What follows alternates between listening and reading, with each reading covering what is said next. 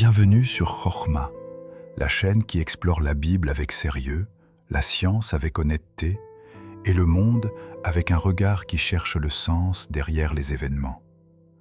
Aujourd'hui, nous allons aborder l'une des questions les plus difficiles, la plus ancienne et pourtant la plus moderne.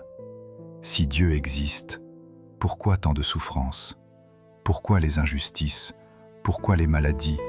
Pourquoi des vies brisées si tôt, si vite, si violemment? De millions de personnes vivent ces interrogations. Certains ont perdu un proche, d'autres ont vu leur santé s'effondrer, d'autres encore ont subi des injustices que personne n'a réparées. Et pour beaucoup, la foi s'est fissurée, parfois même brisée. Mais la Bible affirme une chose étonnante et souvent ignorée. Dieu n'est pas l'auteur du mal. Et la souffrance n'a jamais le dernier mot. Alors aujourd'hui, nous allons prendre le temps. Nous allons regarder l'histoire humaine, la responsabilité réelle de l'homme, le mystère de la souffrance innocente et la justice qui dépasse la mort. Car la vraie question n'est pas « pourquoi Dieu laisse faire le mal ?» La vraie question est « d'où vient réellement le mal ?» Et que fait Dieu face à lui? Prépare-toi. Ce documentaire ne va pas contourner les questions. Il va y répondre, bibliquement, logiquement, humainement. Bienvenue dans ce nouvel épisode. Bienvenue sur Chokhma. Chapitre 1. Quand tout s'effondre. La question que tout humain finit par poser. Il existe des moments où la vie bascule, sans prévenir. Un diagnostic brutal, un accident injuste, un proche qu'on perd trop tôt. Parfois même, un simple appel qui change une existence entière. Dans ces instants-là, le monde se rétrécit, les certitudes se fissurent, et même les croyances les plus solides se mettent à trembler. Alors surgit cette question universelle, celle que tout être humain finit un jour par poser, croyant ou non. Si Dieu existe, pourquoi n'a-t-il rien fait? Cette question n'est pas théologique, elle n'est pas intellectuelle, elle est viscérale. Elle naît dans les larmes, dans la fatigue, dans l'incompréhension la plus brute. On la retrouve dans des reportages comme « Est-ce que Dieu s'est lassé de nous ?» où des hommes et des femmes racontent leurs douleurs nues, sans filtre. Et aujourd'hui, sur Chokhma, la chaîne qui explore la Bible, la science, la sagesse ancestrale et les questions que la vie nous oblige à affronter, nous allons regarder cette question en face, sans clichés, sans phrases toutes faites, sans théologie froide. Juste la vérité, la vraie, celle que l'on découvre quand tout s'effondre et qu'il ne reste qu'une seule question. Pourquoi? Ce chapitre ouvre le chemin vers une réponse que beaucoup ignorent et qui ne ressemble pas à ce que vous croyez. Chapitre 2. La souffrance. D'où vient-elle vraiment? La question que tout le monde pose est souvent formulée ainsi. Pourquoi Dieu permet-il la souffrance? Mais cette question est mal posée, parce qu'elle présuppose que Dieu en serait l'auteur, ou au moins le complice silencieux. La vraie question, celle qu'un philosophe, un médecin, un historien ou un théologien poserait, est beaucoup plus simple et beaucoup plus dérangeante. D'où vient vraiment la souffrance? Qui en est la source? Pour y répondre, il faut d'abord comprendre ce que recouvre le mot « souffrance ». Ce n'est pas un bloc unique, c'est un ensemble de réalités différentes qui s'entrecroisent. Souffrance physique, maladie, blessure, vieillissement. Souffrance émotionnelle, perte, abandon, anxiété, trauma. Souffrance morale, injustice, mensonge, trahison. Souffrance sociale, pauvreté, exclusion, corruption. Souffrance spirituelle, perte de sens, crise intérieure, vide existentiel. Toutes ces souffrances n'ont pas la même origine. Elles n'ont pas les mêmes causes. Elles ne racontent pas la même histoire. Et pour comprendre d'où elles viennent, vraiment, il faut remonter à la source. Vers ce moment précis où l'humanité a reçu le cadeau le plus magnifique et le plus dangereux.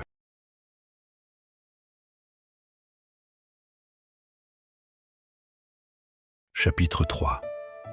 Le plus beau et le plus dangereux des cadeaux. La liberté. La liberté est peut-être le plus grand cadeau que Dieu ait donné à l'être humain. Mais c'est aussi le plus dangereux.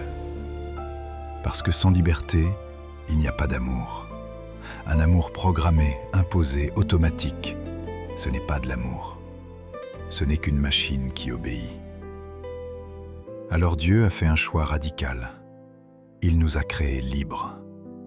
Libres d'aimer, libres de créer, libres de faire le bien. Mais cette même liberté implique son contraire.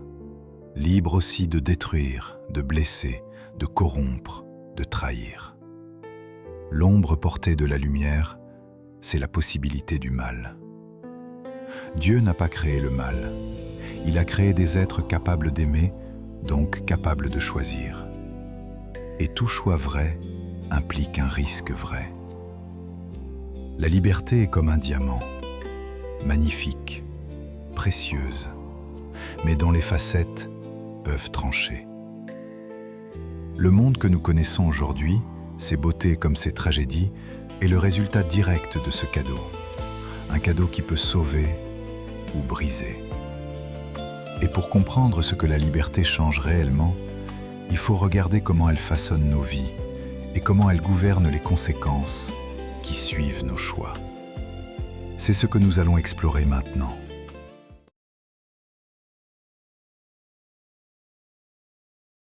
Chapitre 4. La souffrance créée par l'humanité, quand le monde récolte ce qu'il a semé. La plupart du mal qui frappe l'humanité ne vient pas d'en haut. Il vient d'ici-bas, des choix humains, des systèmes que nous avons construits, et parfois de notre propre aveuglement.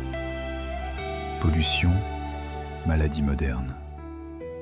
En un siècle, l'homme a modifié la planète plus que durant les 10 millénaires précédents. Sols contaminés par les pesticides, produits chimiques que même les insectes refusent, eau polluée jusqu'aux nappes profondes, air saturé de particules fines, microplastiques retrouvés dans le sang humain, cancers liés à l'environnement. La Terre est devenue un laboratoire sans filtre. Nourriture industrielle, maladies chroniques. La majorité de ce que nous mangeons n'est plus de la nourriture, c'est un produit. Aliments ultra transformés, excès de sucre, inflammation chronique, obésité mondiale, diabète précoce, système immunitaire affaibli. Nos assiettes sont devenues un terrain d'expérimentation et nos corps en payent le prix. Mode de vie moderne, un corps épuisé.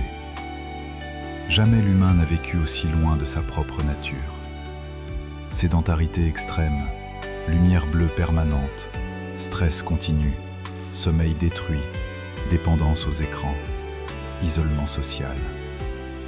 Nous avons inventé un mode de vie incompatible avec la vie. Violence humaine, guerre, crimes, abus.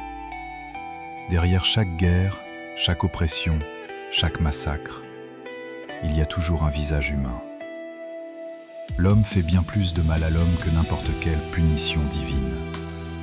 Corruption, injustice structurelle. Certaines souffrances ne sont pas individuelles, elles sont systémiques. Pauvreté entretenue, travailleurs invisibles, profits qui passent avant la vie, décisions politiques qui sacrifient les faibles. Le mal n'est pas toujours un acte. Parfois, c'est un système. Exploitation massive, catastrophes annoncées. C'est ici que Koyanis Katsi résonne comme un avertissement. L'extraction sans limite, les villes asphyxiées, les machines qui dépassent l'homme. Tout cela crée des souffrances en chaîne. Nous avons modifié le climat, affaibli les sols, brisé les équilibres. Ce que nous vivons n'est pas une fatalité, c'est une conséquence. Conclusion du chapitre. La grande majorité des souffrances humaines ne viennent pas du ciel, mais de la terre. Pas de Dieu, mais de nous. Ce n'est pas un jugement, c'est un diagnostic. Et pour comprendre ce qui reste, la souffrance innocente, la souffrance injuste, il faudra aller plus loin. Le prochain chapitre répond à l'une des questions les plus douloureuses. Pourquoi les innocents souffrent-ils ? Chapitre 5. La souffrance des innocents, quand rien ne l'explique. Il existe une souffrance qui ne vient pas des choix humains. Une souffrance qui frappe là où elle ne devrait jamais frapper. Les enfants, les justes, les familles qui n'ont rien fait pour mériter cela. C'est cette souffrance-là que la Bible aborde dans l'un de ses textes les plus mystérieux. Le livre de Job raconte l'histoire d'un homme droit, honnête, généreux, et pourtant frappé par une série de malheurs impossibles à comprendre. Job n'est pas puni, il n'a pas fauté. Sa souffrance n'est pas logique. La Bible ne cache pas ce scandale. Au contraire, elle le met en lumière. Dans un monde brisé, il existe des douleurs qui ne viennent ni de Dieu, ni de nos choix, mais du chaos d'une création qui a perdu son équilibre. Certaines épreuves sont invisibles, des combats spirituels, des aléas incompréhensibles, des drames qui semblent déchirer la logique même de la justice. Et pourtant, le message biblique reste clair. La souffrance innocente existe. Elle n'est jamais ignorée. Elle n'est jamais considérée comme normale. Elle n'a pas le dernier mot. C'est ce que Job découvre. Au cœur même de la nuit, Dieu n'est pas absent. Il reste silencieux parfois, mais jamais indifférent. Et ce silence n'est pas une fin, car la Bible révèle quelque chose d'encore plus profond, une justice qui attend et qui dépasse même la mort. Chapitre 6. La justice qui dépasse la mort, quand Dieu répond après l'injustice. La Bible ne nie jamais la souffrance des innocents. Elle ne la minimise pas, elle ne la justifie pas. Elle la voit et elle y répond. L'une des scènes les plus bouleversantes du Nouveau Testament se trouve dans l'Apocalypse, chapitre 6. Jean y voit des êtres humains qui ont souffert injustement, des vies brisées, des innocents morts trop tôt, des victimes de violences, de guerre, d'abus, d'injustice. Ils crient à Dieu, « Jusqu'à quand tarderas-tu à faire justice ?» Ce cri est universel. C'est le cri de chaque famille qui a perdu un enfant, de chaque personne trahie, de chaque innocent frappé par la vie. Et ce qui suit est d'une puissance absolue. Dieu leur donne une robe blanche, symbole d'honneur, d'innocence reconnue, de dignité restaurée. Puis il leur dit d'attendre encore un peu, non parce que la justice n'arrivera pas, mais parce qu'elle arrivera au moment parfait. La justice divine n'est jamais en retard. Elle n'a pas la forme d'un tribunal humain. Elle est plus profonde, plus totale, plus juste. Un mot grec clé, dikaiosini, justice parfaite, justice droite, justice restauratrice. La Bible utilise ce mot pour décrire une justice qui répare tout. Ce qui a été fait dans le secret, ce qui n'a jamais été puni, ce qui a été commis contre les faibles. Une justice qui dépasse les frontières de la vie terrestre. Message central. Aucun acte injuste n'est oublié. Aucun innocent n'est effacé. Aucune larme ne disparaît sans réponse. La justice humaine échoue, Mais Dieu restaure toutes choses, même après la mort, même lorsque le monde a été injuste, même lorsque la vie n'a donné aucune explication. Ici, la Bible déclare quelque chose d'unique. La souffrance innocente n'est jamais la fin de l'histoire. Chapitre 7. Un Dieu qui ne crée pas la souffrance, mais qui entre dedans. Il existe une idée fausse, fréquente, tenace, celle d'un Dieu lointain, indifférent, qui regarde le monde souffrir sans agir. Mais la Bible raconte exactement l'inverse. Dieu n'est pas l'auteur de la souffrance, Dieu est celui qui entre dans la souffrance. Jésus et Ésaïe, le Dieu qui se tourne vers ceux qu'on ignore. Lorsque Jésus commence son ministère, il cite le prophète Ésaïe. « L'Esprit du Seigneur est sur moi, pour annoncer une bonne nouvelle aux pauvres, guérir ceux qui ont le cœur brisé, libérer les captifs, relever les opprimés. » Ce n'est pas anodin. Jésus aurait pu parler de puissance, de gloire, de royauté, mais il choisit la veuve, l'orphelin, le blessé, l'humilié, le rejeté. Ce que les sociétés modernes appellent des invisibles. Dieu commence là, au plus bas, là où la souffrance est la plus lourde. Dieu ne crée pas le mal, il le combat. Dans toute la Bible, Dieu est présenté comme celui qui guérit, celui qui restaure, celui qui relève, celui qui délivre. Jamais comme celui qui brise. Lorsque Jésus rencontre la souffrance, il ne dit pas « c'est ce que Dieu voulait ». Il dit « je veux, sois guéri ». Le visage de Dieu n'est pas celui d'une divinité froide, c'est celui d'un médecin, d'un consolateur, d'un père qui recueille les larmes de ses enfants. La justice appartient à Dieu, pas aux hommes.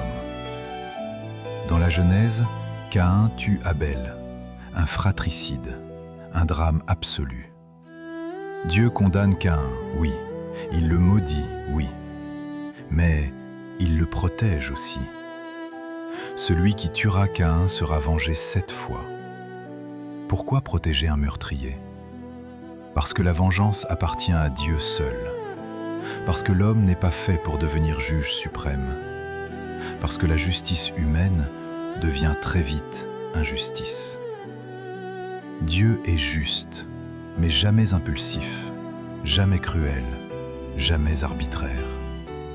Et le texte ne dit pas que Caïn échappe à une justice post-mortem. Il dit seulement que la justice terrestre ne lui appartient pas. Quand Dieu se fait homme, le sommet de la compassion.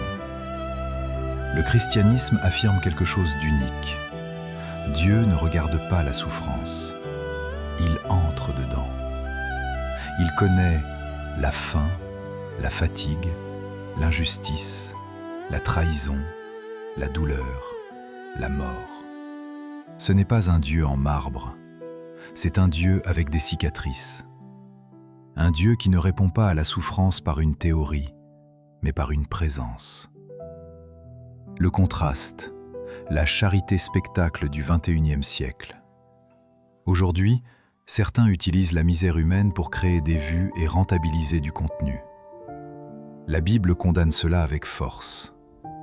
Que ta main gauche ignore ce que fait ta main droite, afin que ton acte reste secret. L'aide véritable ne se montre pas, elle se vit. Dieu n'utilise jamais la souffrance comme spectacle, jamais comme un instrument, jamais comme un business. C'est un contraste fondamental. Dieu relève les pauvres, certains exploitent les pauvres pour leur image. Conclusion du chapitre. La question n'est donc plus « Pourquoi Dieu laisse-t-il souffrir ?», mais plutôt « Comment Dieu rejoint-il ceux qui souffrent ?» Et la réponse est simple. Dieu ne crée pas le mal. Il marche dans nos blessures. Il porte la douleur au lieu de la provoquer. Il protège même le coupable de l'injustice humaine. Et sa justice n'oublie personne.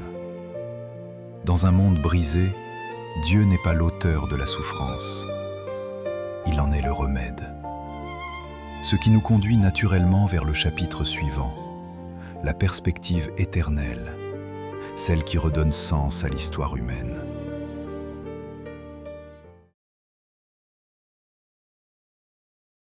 Chapitre 8. Et si Dieu nous appelait à prendre soin de la vie?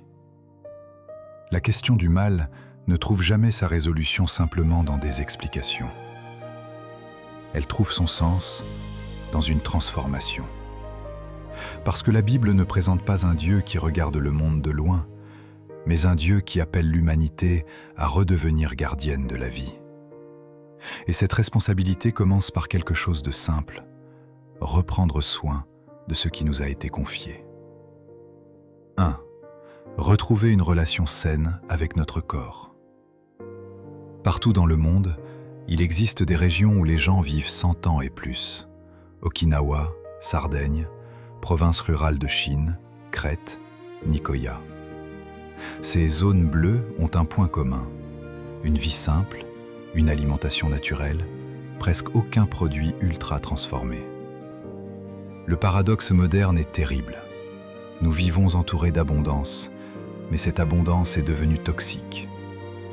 Les pesticides saturent les sols. Les fruits et légumes sont parfois tellement traités que même les insectes les évitent. L'eau, l'air, la terre sont pollués. Les plats préparés contiennent plus de chimie que de nourriture. Alors la Bible rappelle une vérité oubliée. Votre corps est un temple. Un temple, pas une poubelle industrielle. Revenir au naturel, ce n'est pas devenir archaïque. C'est retrouver un rapport sain, équilibré, humain. 2. Retrouver un rythme humain.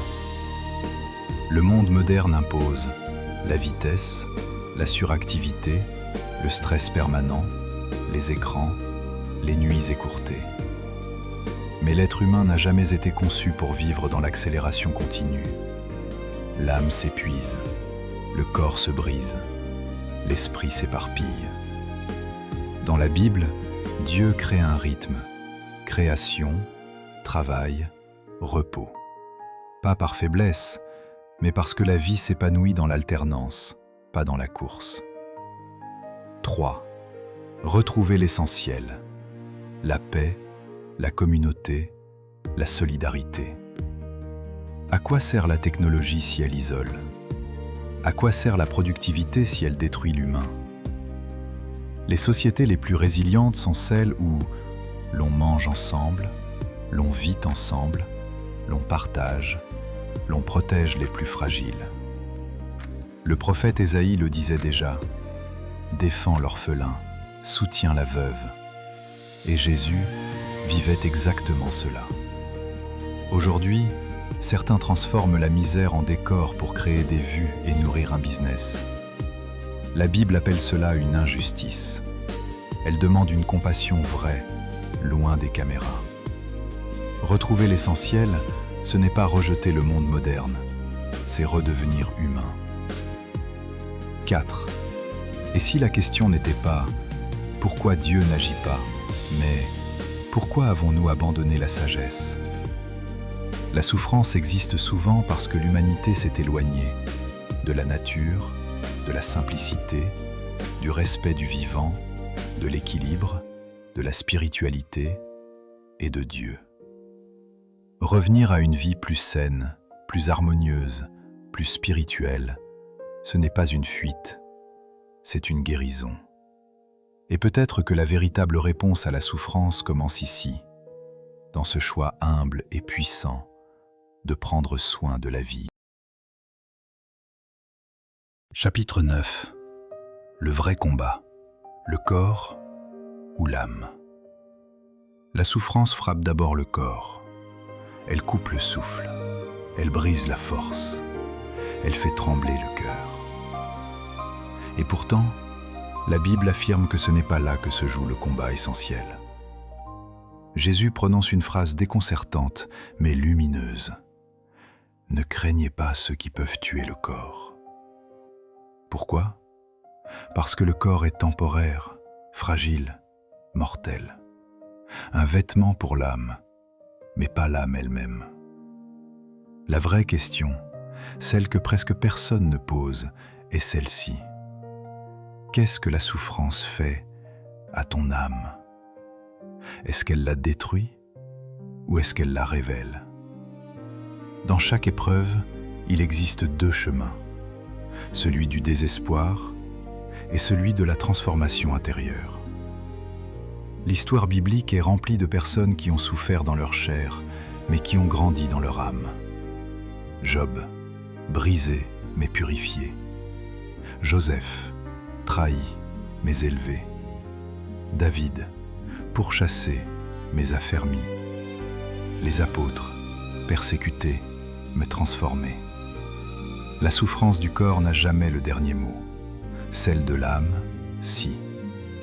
Parce que l'âme est éternelle, elle traverse ce monde, elle survit au corps, et elle porte en elle l'empreinte de ce que nous devenons vraiment. Alors la vraie victoire ne se mesure pas en années vécues, mais en profondeur intérieure. Le corps finit toujours par tomber, mais l'âme, elle, a le pouvoir de se relever. Chapitre 10. La souffrance n'a jamais le dernier mot. La souffrance est l'argument préféré de ceux qui doutent de Dieu. Mais paradoxalement, c'est aussi l'endroit où Dieu se révèle le plus clairement. La Bible ne promet jamais une vie sans douleur. Elle ne ment pas. Elle ne maquille rien. Elle ne minimise rien. Elle dit la vérité.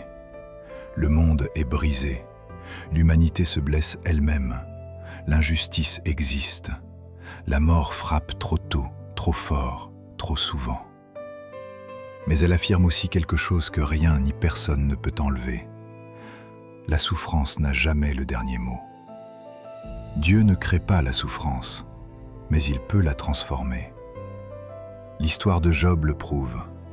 Job n'a rien fait de mal. Il n'a pas provoqué le malheur. Il n'a pas attiré la douleur par ses fautes. Et pourtant, il a tout perdu. Mais lorsque la tempête s'est dissipée, lorsque la nuit a fini par s'ouvrir, Job a découvert une vérité profonde.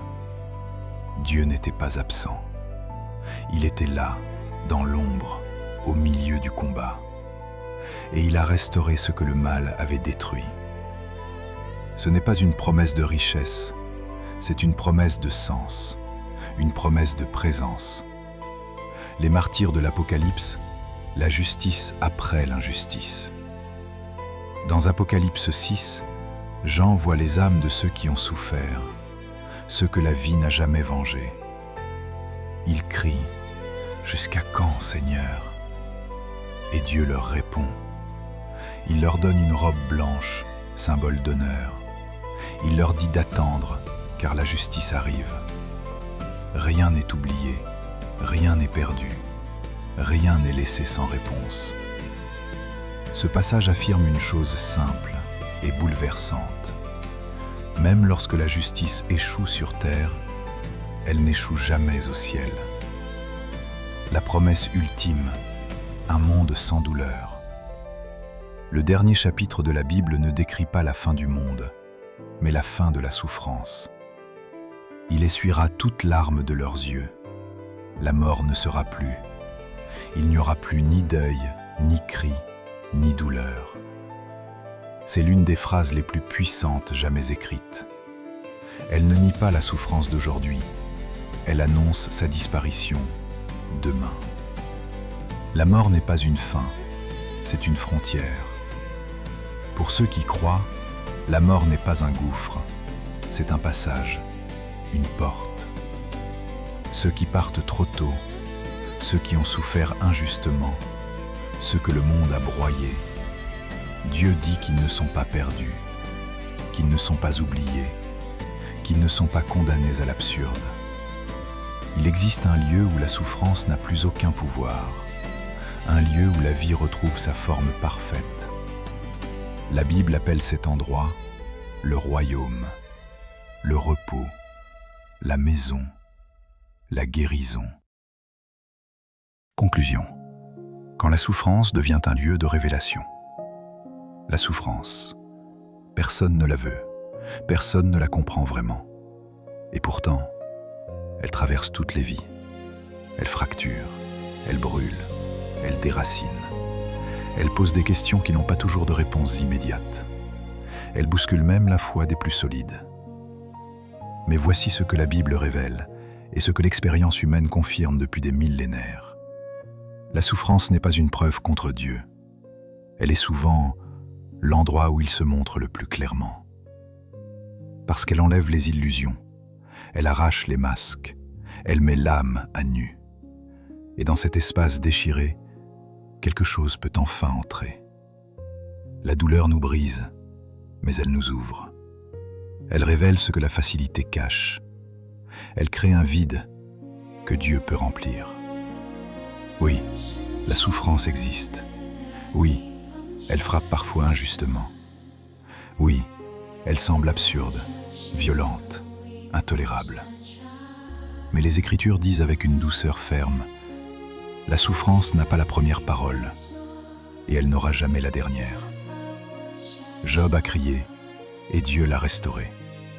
Les martyrs ont attendu, et Dieu les a honorés. Les innocents ont pleuré, et Dieu a compté chaque larme. Dans l'Apocalypse, un dernier horizon se dessine. Dieu essuiera toute larme de leurs yeux. La mort ne sera plus. Il n'y aura plus ni deuil, ni cri, ni douleur. Ce n'est pas de la poésie, c'est une promesse. Le mal n'est pas éternel. La douleur n'est pas éternelle. La souffrance n'est pas éternelle. Seul Dieu l'est. Et lorsque tout s'effondre, lorsque le monde devient incompréhensible, lorsqu'il ne reste plus rien, il reste lui. Cette vidéo n'a pas pour but d'expliquer chaque mystère, ni de minimiser chaque douleur. Elle a pour but de montrer ceci.